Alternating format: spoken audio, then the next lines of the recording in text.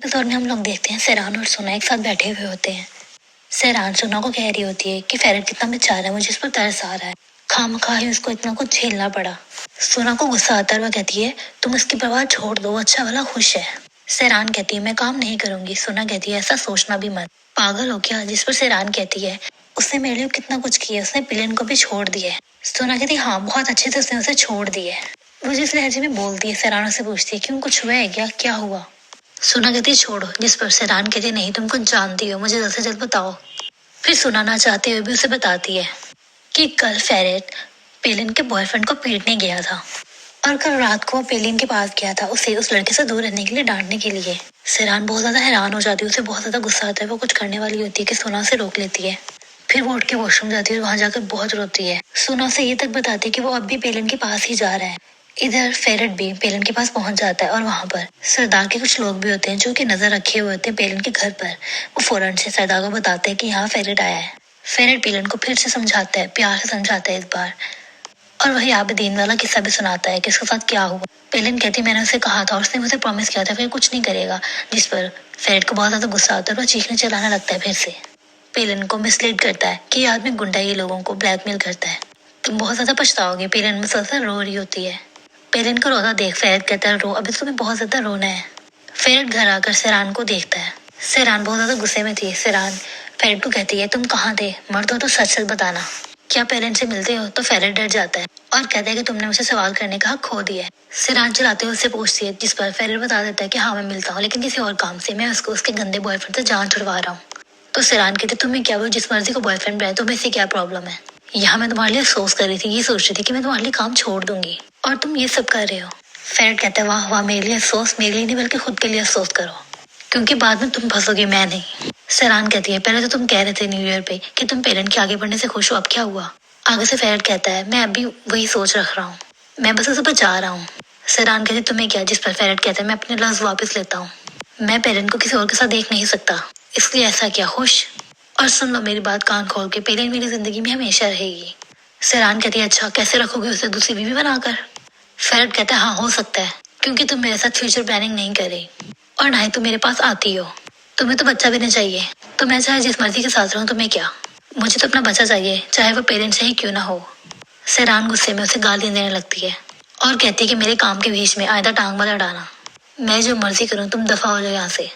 Ferret वहां से चले जाता है। फिर सैरान रोने लगती है फूट फूट कर। सोना आकर उसे संभालती है और सोना को सैरान बताती है कि मैं दिफने के पास और एफे के पास जा रही हूँ, तुम भी चलो मेरे साथ।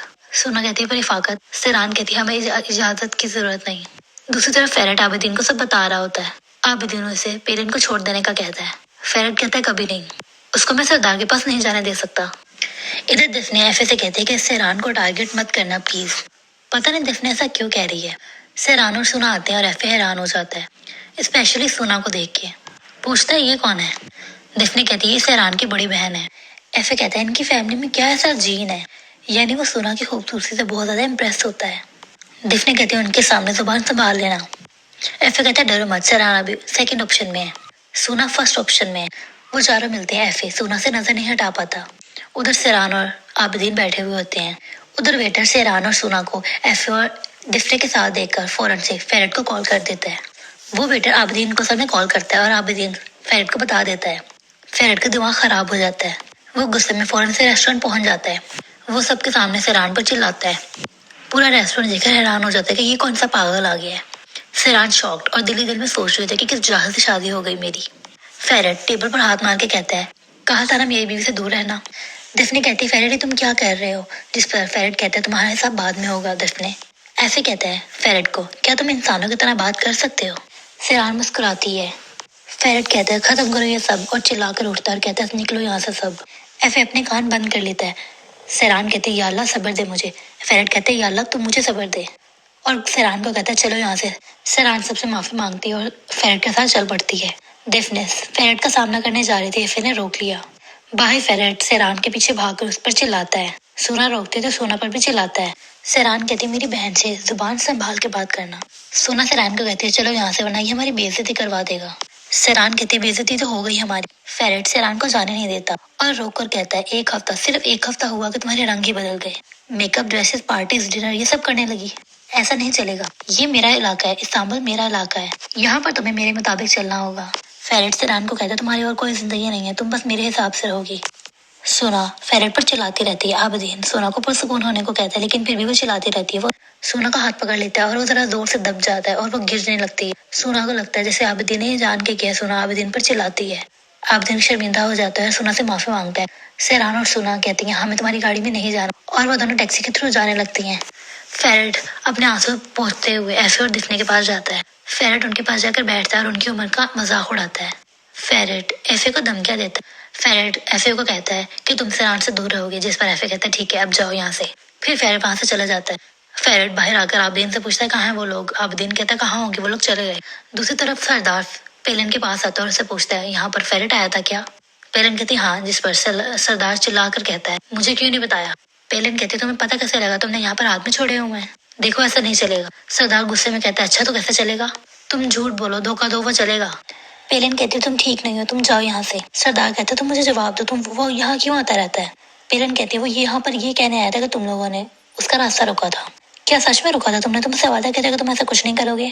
سردار کہتا ہے بس راستہ روکا تھا، اگر کچھ اور کرتا تو یہاں وہ آنا پاتا۔ پیلن کہتی ٹھیک ہے میں سنبھالوں گی، تم جاؤ۔ سردار کہتا ہے اچھا تم جب کہو آ جاؤں میں، اور جب تم کہو تب چلا جاؤں میں۔ تم نے مجھے سمجھ کے رکھا ہے، وہ آدمی ہمیشہ یہاں آ کر پڑا رہتا ہے۔ کیا تم ہم دونوں کو ہی ڈیٹ کر رہی ہو؟ پیلن کہتی میں پولیس بلا لوں گی۔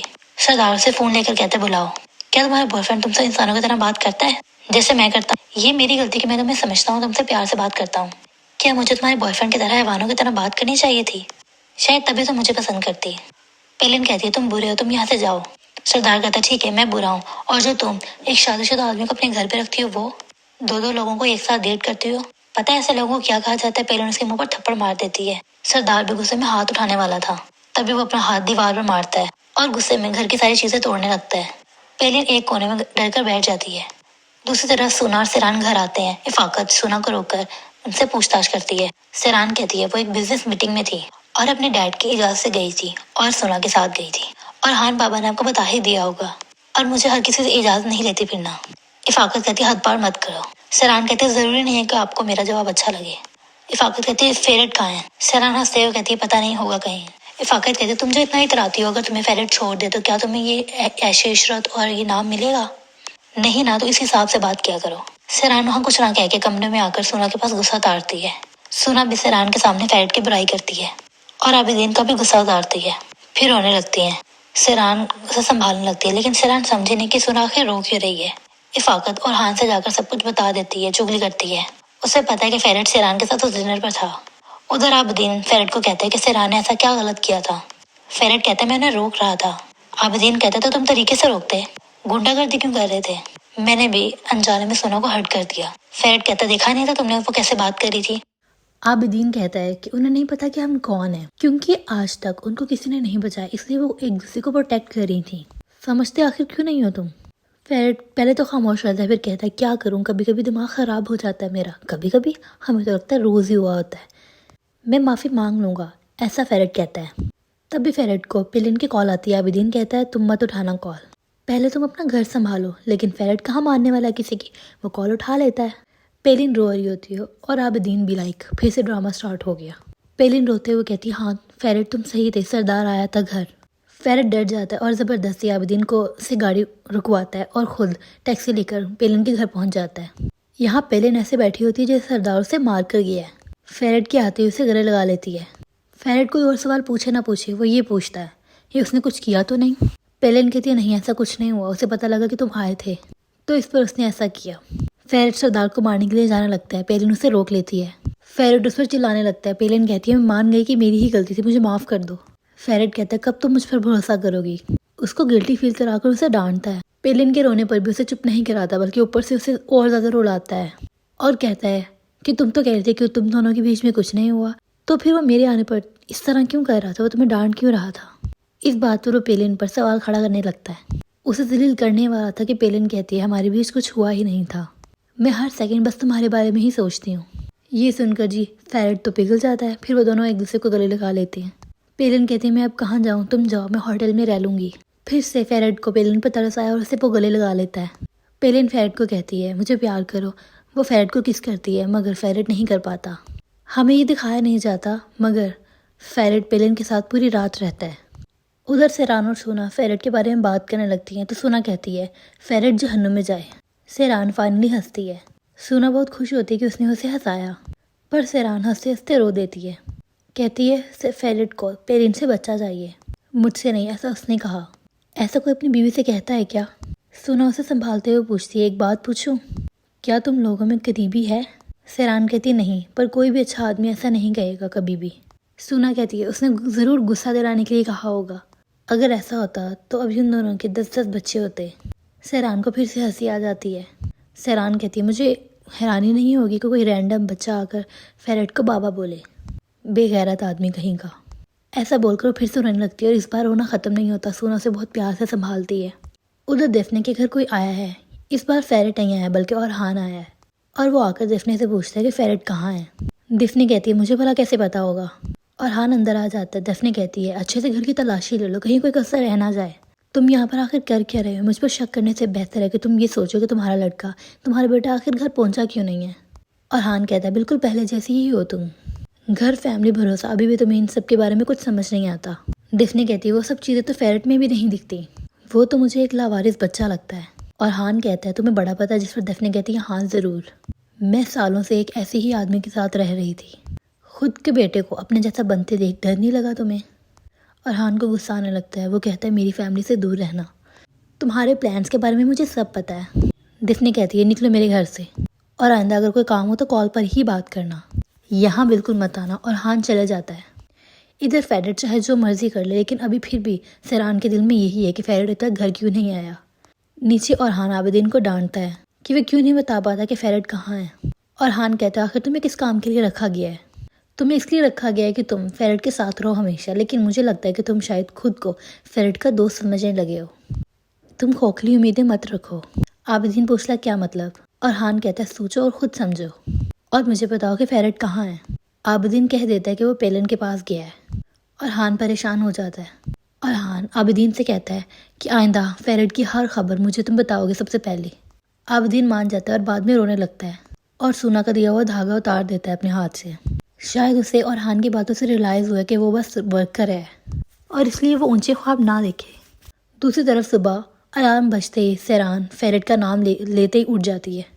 وہ فیرٹ کو ادھر ادھر ڈھونڈتی ہے، اسے لگتا ہے کہ شاید فیرٹ رات کو گھر آ گیا ہوگا، لیکن فیرٹ روم میں نہیں ہوتا۔ اور دوستو یہیں پر یہ ایپیسوڈ اینڈ ہو جاتا ہے۔ نیکسٹ آنے والے ایپیسوڈ کافی زیادہ انٹرسٹنگ ہونے والا ہے، تو نیکسٹ آنے والے ایپیسوڈ کو مس مت کیجیے گا۔ اور یہ ایپیسوڈ آپ لوگوں کو کیسا لگا یہ بھی کمنٹ سیکشن میں ضرور بتائیے گا۔ Thank you so much for watching.